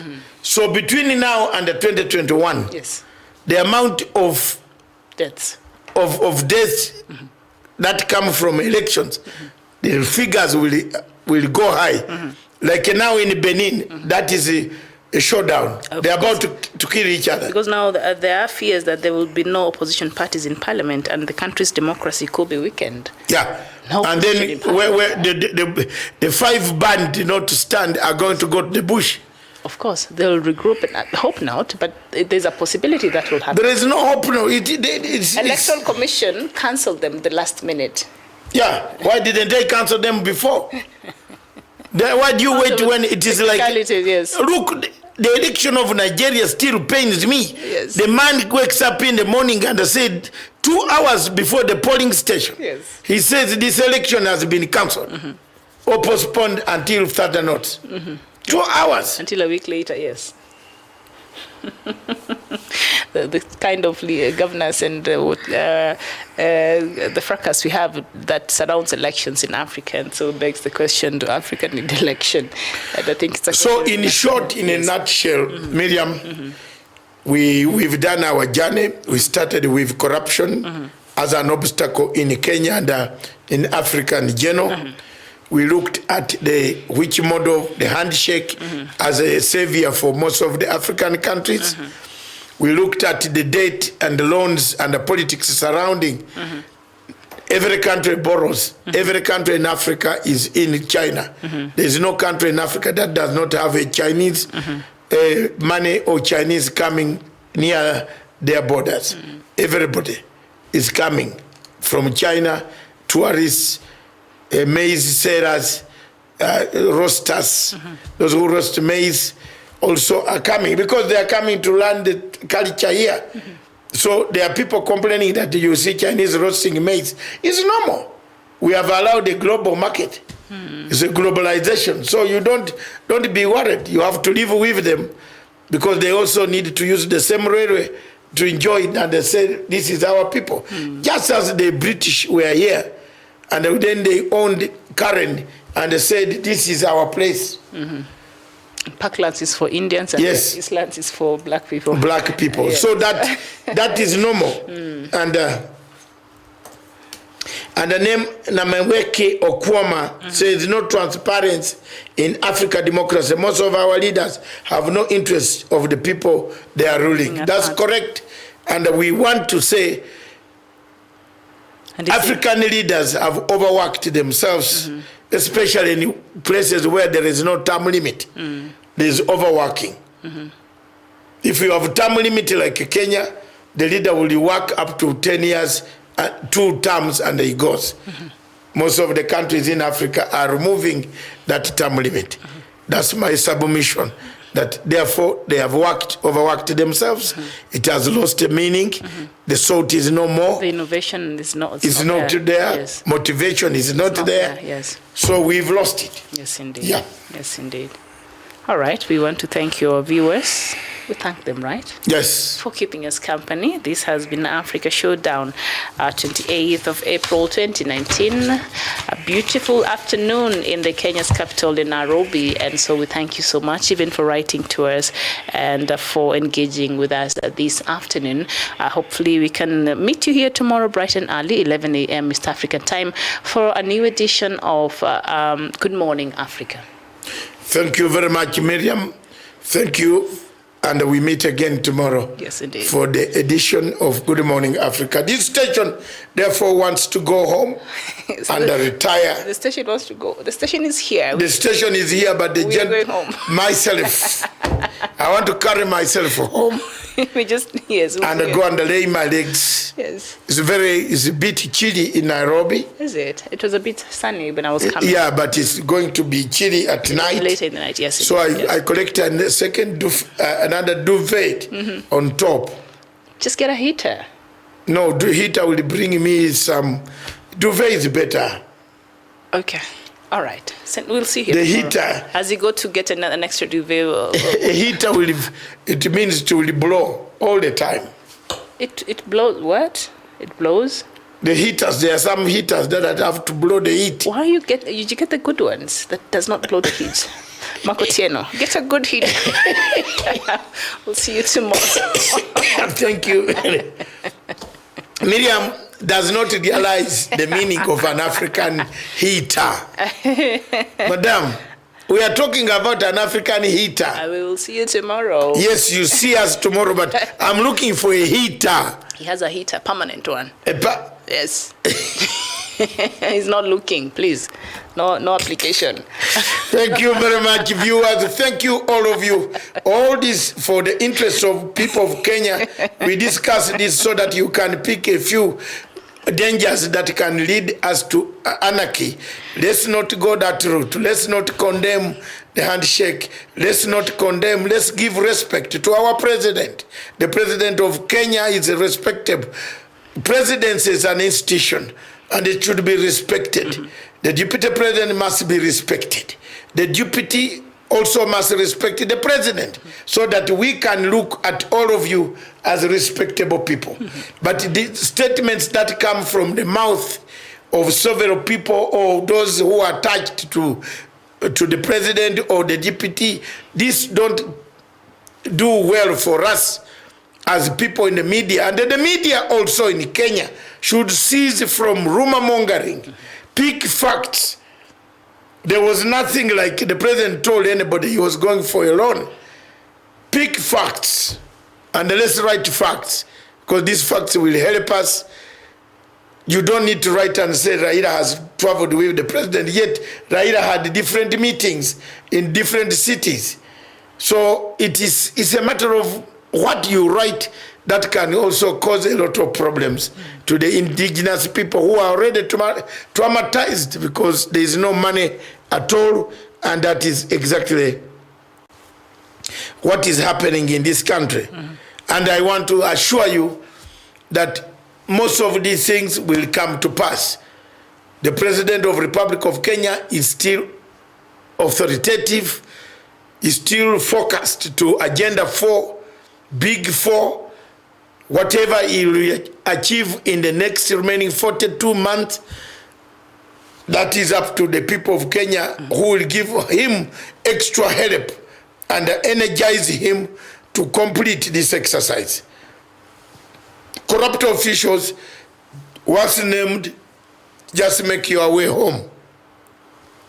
And we have not, from the time the president announced about it, the media seem to have taken a back seat on the question of corruption cases. There are not many. There are many happening. I think by the time we wake up, I hope all the money would have not gone. Because the media kept us. Then if people used to pick the pen and do what they call a balance sheet. How much are we left with? Yes. So thank you very much, Denghem. You guys are funny. We are not. Dengatem. And Dengatem and Bismarck Kabura, I am 100% correct. We are. All right. We have done it.